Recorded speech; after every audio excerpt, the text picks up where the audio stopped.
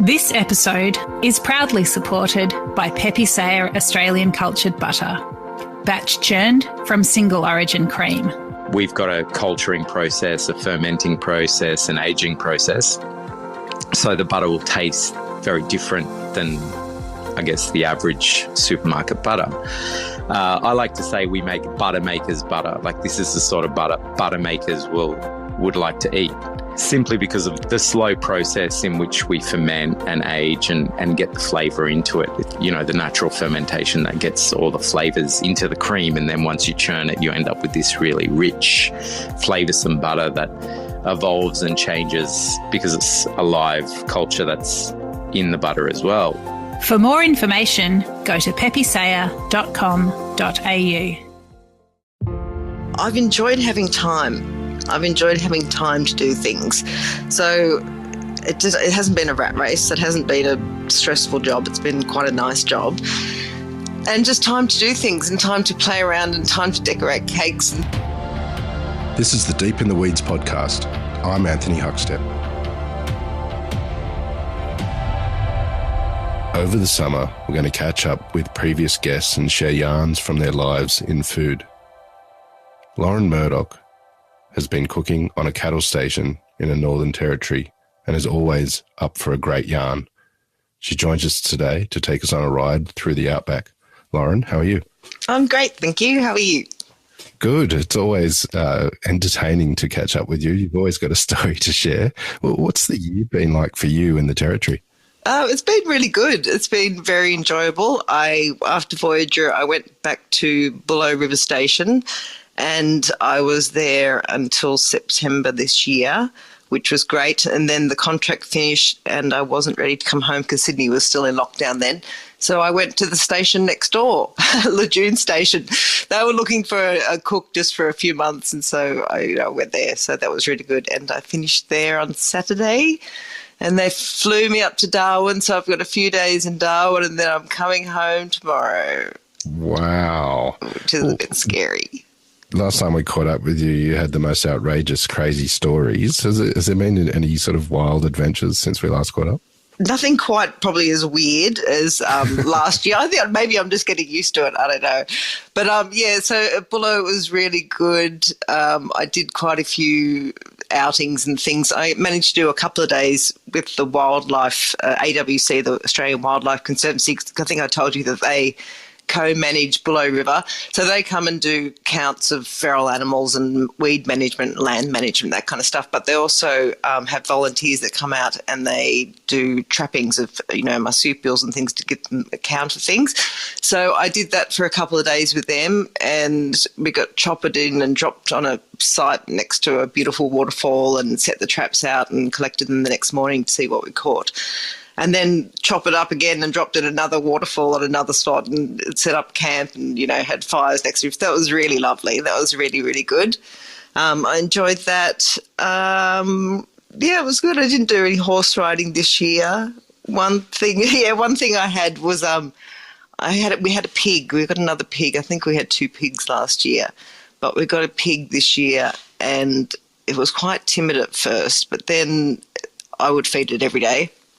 And we became kind of good friends, even though I knew she was going to die and eat her. But it was just really me and her, on the property. The other staff weren't really there then. So I'd take her for runs around the yard in the afternoon, and she would do zoomies, and she was kind of like a dog, and I got her to sit and things and, do all that kind of stuff, and then eventually had to eat her. But it was a big sort of, not a big journey, but I knew she was always going to be eaten. That was the fact. But I kind of thought, well, I'll give me a good sort of palliative care in the last few months of her life. Lots of marshmallows and things like that. But it was pretty. It was a thing. Like when she first died, when she first got shot, I knew it was going to happen soon, and I did say goodbye. I said I wasn't going to say goodbye, but I said goodbye. And then I went to the camp, and then I forgot something, so I drove back to the homestead, and there she was hanging from the front of the forklift, being taken over to the tub. No one, okay, fine, that's happened. But then I thought, well, I have to go and see what happens now. That's the whole point of it.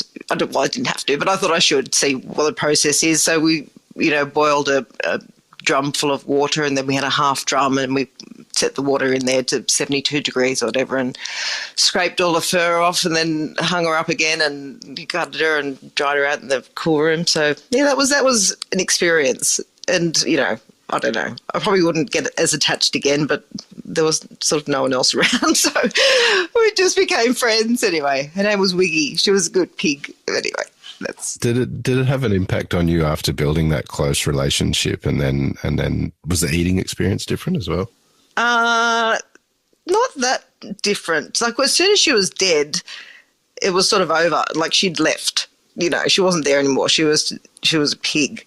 But when I look back on videos and things, I go, oh, could I have saved her somehow and let her be free in the world? But no, it was not my choice. But yeah, she was very tasty, of course. But yeah, we didn't waste anything, so that was good. But yeah, if I could have saved her, I think I would have. But that wasn't really my choice. But that was good. You've done some pretty incredible things in your career. You spent the last couple of years in the Territory. What sort of impact has that had on you? I've enjoyed having time. I've enjoyed having time to do things. So it hasn't been a rat race. It hasn't been a stressful job. It's been quite a nice job. And just time to do things, and time to play around, and time to decorate cakes and things. And even though I really didn't have a budget, there was a certain budget, but it was quite generous. So I got to do nice things within those constraints. But I guess not having access to a lot of produce. So at Bullo, we used to get produce once a week. At the next station, the June, we got it every 2 weeks. So that was, a lot of, and then we had to order it 2 weeks out. So you kind of had to be a month ahead of everything, which was a bit of a challenge, but I got used to that. That was fine. But every now and then, if I went to town, because June is a bit closer to Kununurra. That was near the border of Kununurra, and the only road in and out was to WA. You couldn't actually get to the Northern Territory from that station. But we were sort of in this weird bubble of WA, but not quite WA. So, yeah, if we went to town, we were only really supposed to go into town to get food and things. We weren't really supposed to go for recreation. So we had a Christmas party booked, but we weren't allowed to do that because it's still Northern Territory. But we couldn't actually get out of the Northern Territory unless we went to WA, so that was a bit of something. Yeah, but it was good. It was good. It was enjoyable. And one other weird thing is when they did killers, so we did killers for ourselves, and most of the time they would break that down in the field. And you'd walk into the core room, and the core room would be full of animals, but it was weird feeling it when it was still warm. You'd walk in the core room, it was still warm and flabby, and that was quite a strange experience. But it was good. It was different. Very different. It's summer now. You've been experiencing a kind of summer for the last 2 years non-stop. But what does food mean to you in summer? Food to me in summer means someone else doing all the cooking. Normally in my family, I've been working up till Christmas Day, flat out. And obviously, the last few weeks leading up to Christmas has generally been the busiest in the hospitality sort of thing, everyone having the Christmas parties.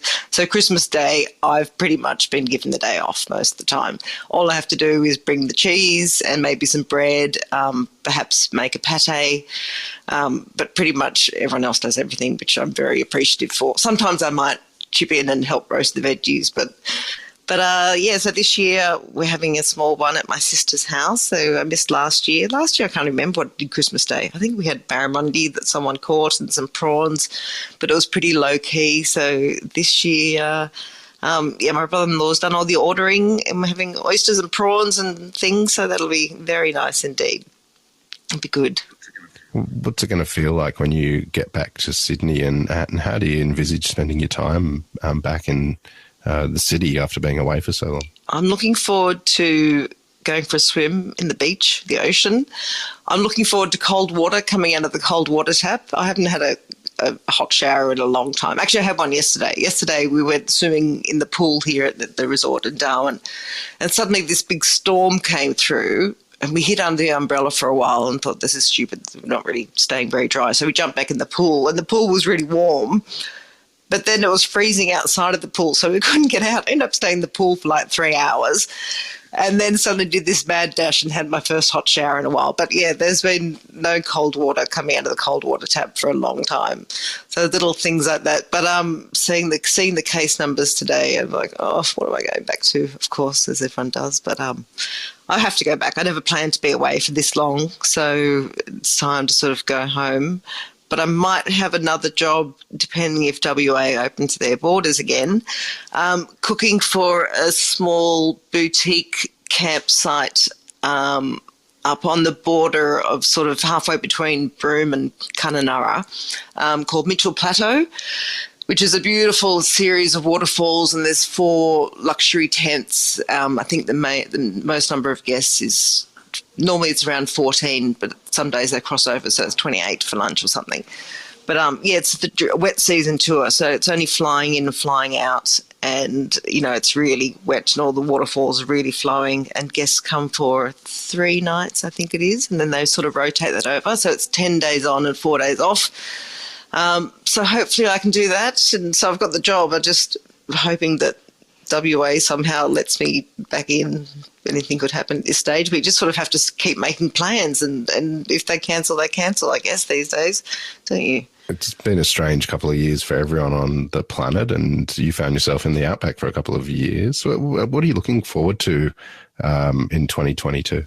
Still more experiences of travelling. I don't think I want to really go back to restaurants at the moment. I might one day, but I've enjoyed the freedom. I quite like working alone, so I've enjoyed just having my own space in the kitchen and doing my own thing.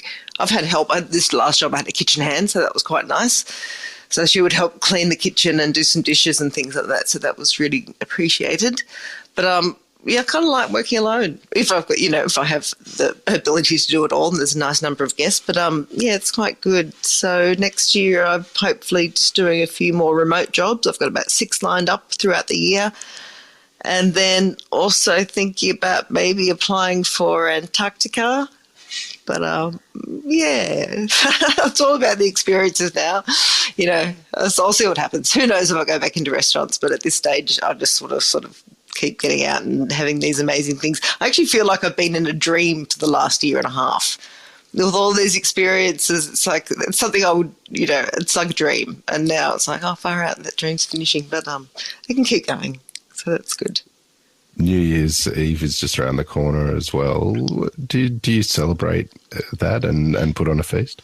No, very rarely. I remember the first year that we opened Felix, and I'd been doing many, many hours, and I had New Year's Eve off, and I went with my sister, and her 2 nieces were quite young at the time. We went for fireworks down the end of Balmain, and I think I was in bed by 9:15 or something. It was like, this is the best thing in the world. I'm going to do this every New Year's Eve. But I've worked a few. The year that we had the bushfires, I did a dinner party for 15 at Point Piper, and that was quite amazing. To see the fireworks on the harbour, it's always pretty good. But this year, who knows? I don't think I'll be doing much. Not really a New Year's Eve, but New Year's Day I quite like doing something. So the last few years, my brother-in-law's had New Year's Day because his birthday's on New Year's Day, but this is the second year it's cancelled again. But we'll see. But I'm looking forward to coming home, seeing my friends and my family, and then leaving again as soon as I can.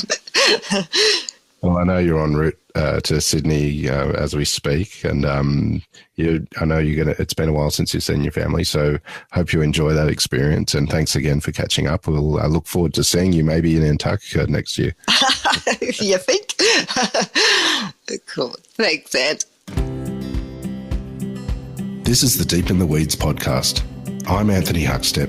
Stay tuned as we take a deep dive into the lives of the incredible people who ply their trade in the food and hospitality sector. Special thanks to executive producer Rob Locke for making this all happen.